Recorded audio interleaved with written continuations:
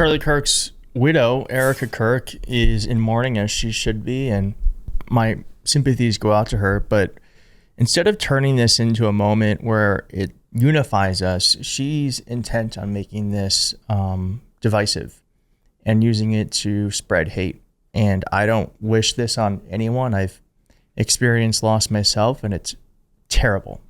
It's terrible.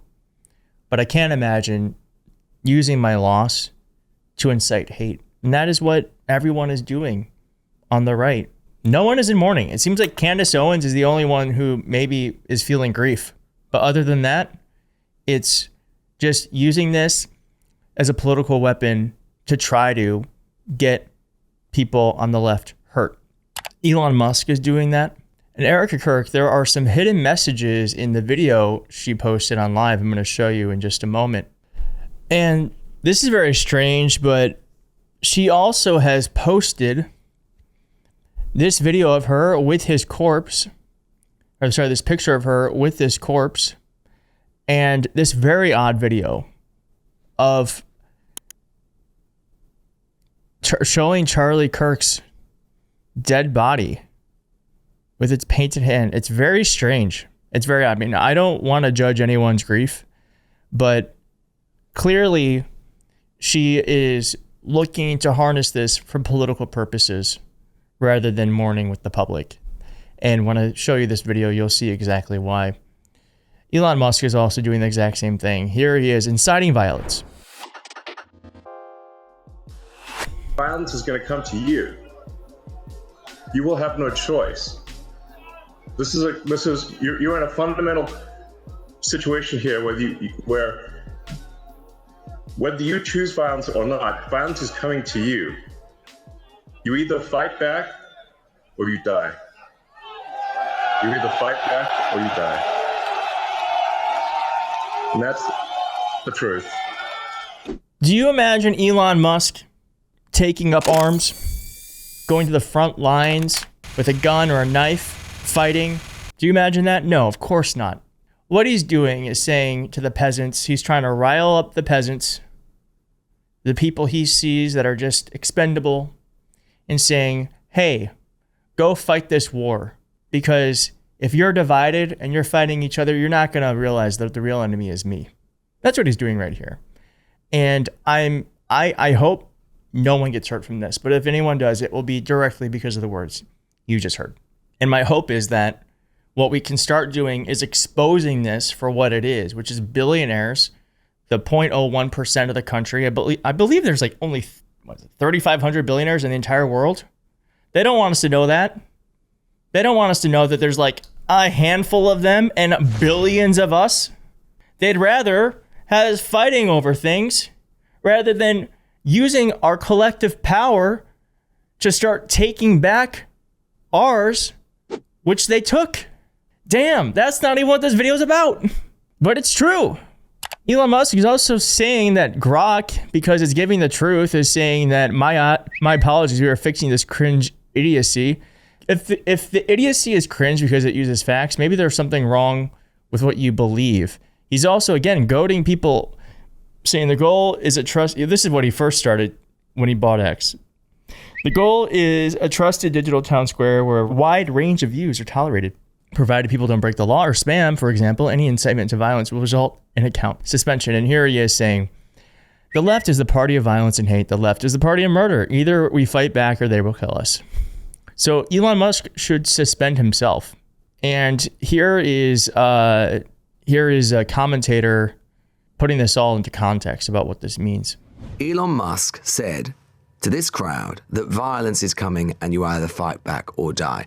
This isn't just some skinhead who they've imported from somewhere in the country. This isn't just some thug who's been knocking around far-right politics in this country for the last 20 years, whinging into the middle distance. This is Elon Musk, the world's richest or second richest man who has control of possibly the most important political website and distributor of political information anywhere in the world, turning up at a far-right rally, basically, I would argue, you could very credibly say, inciting violence in this country, saying that people in this country have to fight back against whom, where, with what, or you die.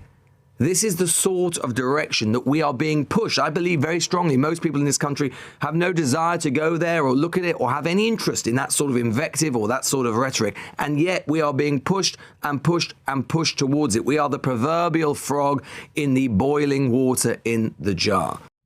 Yep, he's pushing us towards it because he realized it's either him or us. And he'd much rather it be us. And again, like I said, Charlie Kirk's widow, Erica Kirk, is using this moment. It's very strange to me. Anyways, she's using this moment to fundraise for Turning Point USA. MAGA has never seen a tragedy they can't profit off of, but she's also sending subliminal messages. But like Elon Musk, instead of using this to unite us, she's using it to divide us. I hope you watch this, and I will see you next time. Bye.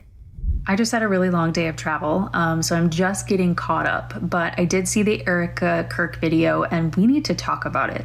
For some reference before we dive in, I have a master's degree in communications and I work as a marketing manager, which means it is my job all day, every day to write copy, to create content, to edit videos, to do social media posts and write things for websites that get you to engage, whether that is to buy a product, to buy a service, to get you to volunteer for something. That is what I do all day, every day. I look at target audiences and then I get people to do things that are calls to action. And let me be clear, we're not even going to play the video. We don't even need to play the video because I am not talking about what Erica says at all. I'm talking about what is said by your visual cues in this video. Here is a still image of the video, and if you want, I encourage you to pause it and look around. What do you see other than her, which is also important? The thing that immediately caught my eye was that. And at first I was like, is that what I think it is? And it certainly was.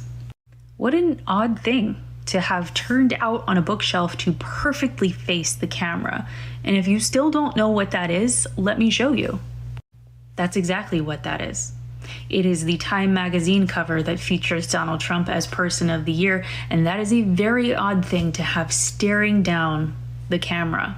This subliminal messaging is echoed again in the foreground. You see one MAGA hat, two MAGA hats. That one's a little bit cut off, but that's certainly what it is. Now, given the events of this week, it makes sense that Charlie's picture is here, and it makes sense that there is some text there, but there are two things that do not make sense.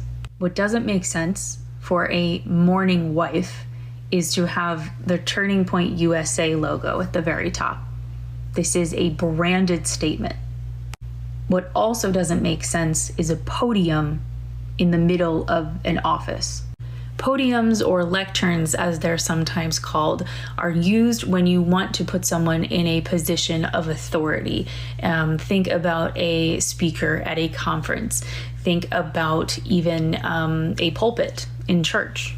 It's also a place where we know that messages are typically delivered that are either unifying or inspirational. Last but not least, look at just how much white is involved. You have the white bookshelf, the white wall. She is dressed in white. We are trying to make her, from a marketing perspective, look innocent and angelic and pure and all of those things that are associated with the color white. Yes, she does have a black shirt on, but this is not the typical look of someone who is in mourning.